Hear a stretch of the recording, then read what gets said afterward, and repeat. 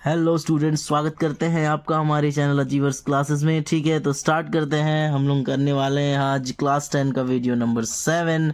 और video number 7 में हम लोग पढ़ने वाले हैं हमारा क्वेश्चन नंबर 33, क्वेश्चन नंबर 32 तक हम लोग डिस्कस कर चुके हैं।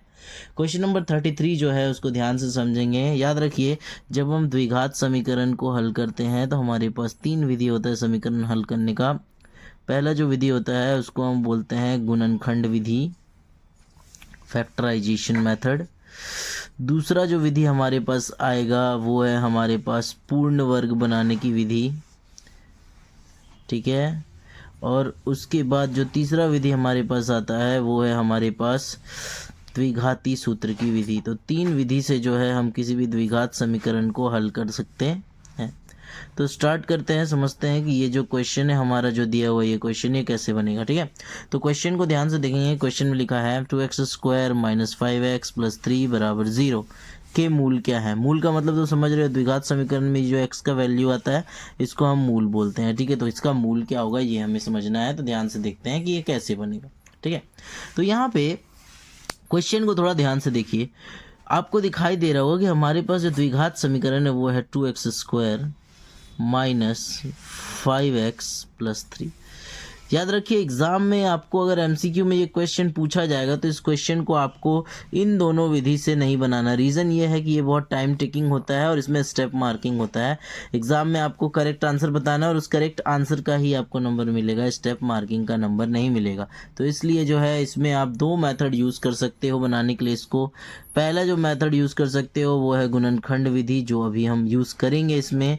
इसके अलावा सेकंड नंबर में जो हम मेथड यूज़ करने वाले हैं वो है हमारा ऑप्शन मेथड। ठीक है, मतलब कि हम लोग ऑप्शन के सहारे से इस क्वेश्चन को सॉल्व करेंगे। ठीक है, तो दोनों का दोनों मेथड जो है बहुत ही सिंपल है, ध्यान से समझते हैं। देखिए, जैसे गुणनखंड विधि हम इस्तेमाल करते हैं। गुणनखंड विधि आप पढ़े होंगे। देखिए यहाँ पे क्या लिखा है, यहाँ लिखा है 2 और यहाँ लास्ट में क्या नंबर लिखा है, यहाँ लिखा है 3। जब 2 को 3 से मल्टीप्लाई करेंगे तो हमारे पास क्या आएगा, हमारे पास आएगा 6।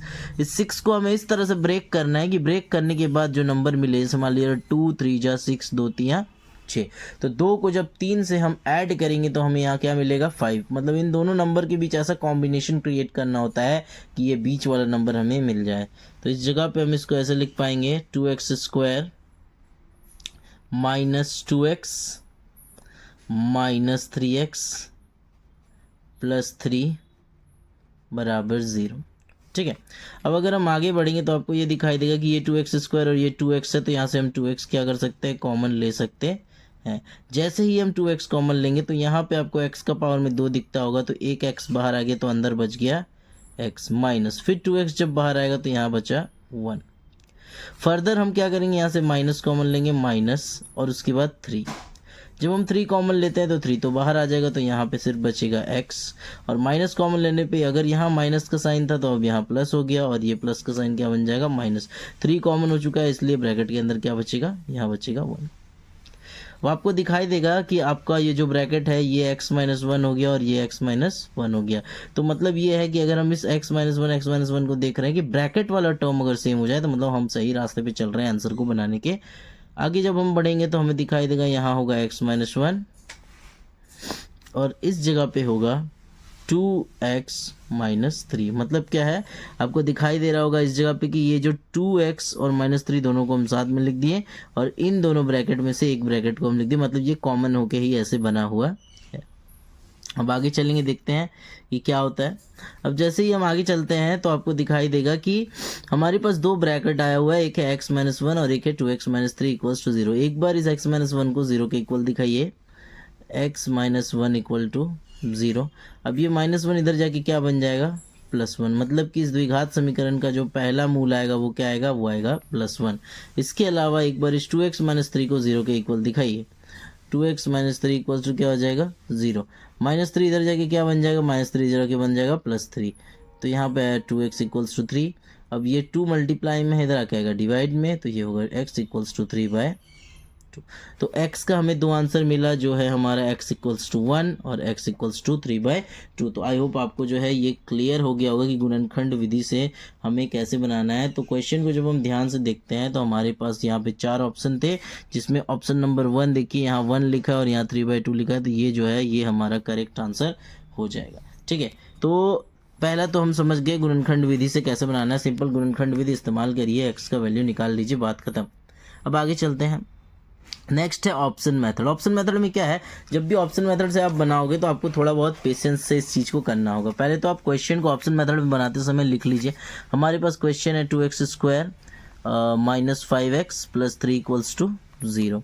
अब यहाँ पे आपके सामने ऑप्शंस दिए हुए हैं 4। पहला ऑप्शन है आपका 1 3/2, मतलब x का वैल्यू एक बार 1 बैठाना है, एक बार x का वैल्यू 3/2। मतलब क्या है, ये वही x का वैल्यू है जिसका वैल्यू बैठाने पे ये 0 हो जाएगा। तो हम लोग पहले चेक करेंगे कि किसमें हमारा वैल्यू आता है 0। ठीक है, जैसे मान लीजिए, और याद रखिए दोनों में 0 आना चाहिए। मतलब अगर हम 1 पुट करेंगे तब भी इसका वैल्यू 0 बनना चाहिए, अगर हम 3/2 पुट करेंगे तब भी इसका वैल्यू क्या बनना चाहिए, 0 बनना चाहिए। तो चलिए पहले 1 पुट करके देखते हैं।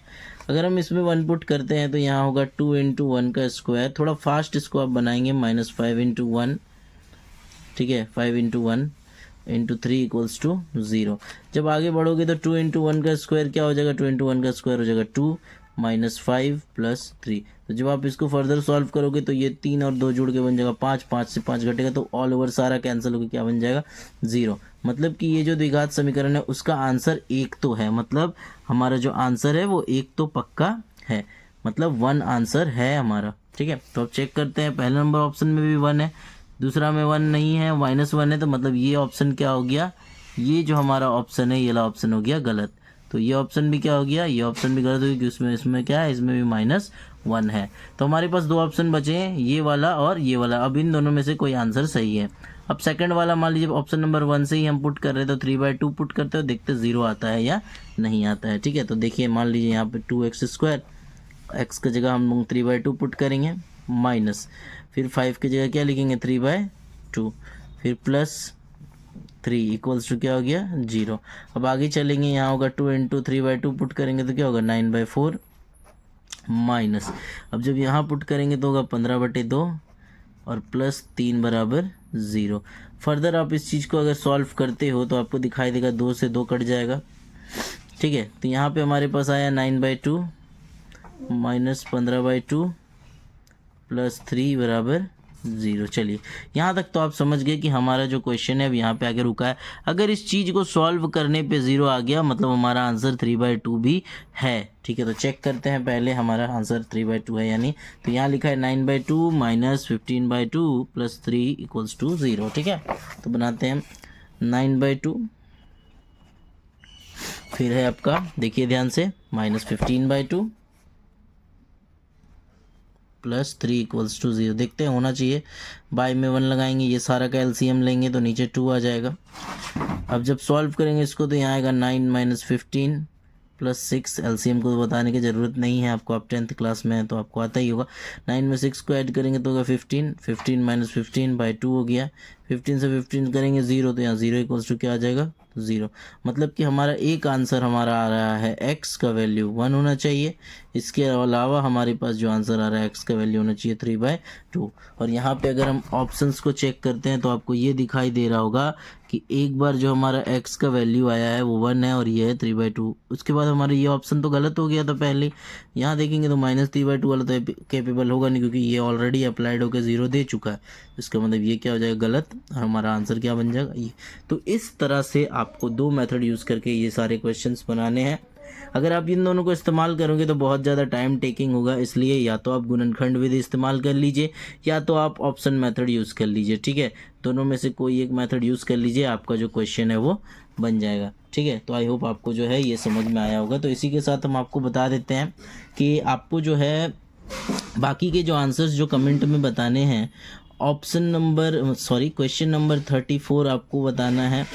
इसके अलावा क्वेश्चन नंबर 35 आपको बताना है कैसे बनेगा। ठीक है, इसके अलावा क्वेश्चन नंबर 36 आपको बताना है, एंड 37 भी बताना है और 38 भी बताना है। ये पांचों के पांचों क्वेश्चंस के आंसर जो है आप कमेंट सेक्शन में बताओगे। आपको हम वो सारे पॉसिबल मेथड्स बता दिए हैं जिससे कि आप जो है इन क्वेश्चंस को सॉल्व कर सकते हो। और उसके बाद कमेंट सेक्शन में आंसर ज़रूर लिखा करिए, ठीक है। अभी स्टूडेंट्स आंसर देना शुरू कर दिए, जो भी आंसर देना स्टार्ट कर दिए इसका मतलब ये है कि वो जो है अपनी तैयारी की ओर धीरे धीरे आगे बढ़ रहे हैं, और जो कि बहुत अच्छी बात है, ठीक है। और ऑप्शंस के साथ जो क्वेश्चन है वो स्क्रीन में ही आपका आ रहा होगा, उन क्वेश्चंस का स्क्रीनशॉट ले करके सारे क्वेश्चंस को सॉल्व करिए। आई होप आपको ये वीडियो अच्छा लगा होगा। ये हमारा चैप्टर 4 के MCQ का आखिरी वीडियो था। इसके बाद हम लोग जो चैप्टर स्टार्ट करने वाले हैं, हम लोग स्टार्ट करने वाले हैं चैप्टर 14 के MCQ, जिसमें हम लोग जो है माध्य, माध्यक, बहुलक, मीन, मीडियन, मॉड और उनके बीच का रिलेशन और तोरण और अलग अलग टॉपिक्स से रिलेटेड MCQ को सॉल्व करेंगे। Thank you so much for watching. Videos को लाइक करिए, ज़्यादा से ज़्यादा जो है वीडियोज़ को शेयर करिए। इसके अलावा चैनल को सब्सक्राइब करिए। अगर आप हमारे ऑफलाइन क्लासेस से जुड़ना चाहते हो तो स्क्रीन पे आपके सामने नंबर आ रहा होगा, उस नंबर पे कॉल करके जो है आप बैच के रिगार्डिंग बात कर सकते हो। Thank you so much for watching. Have a nice day.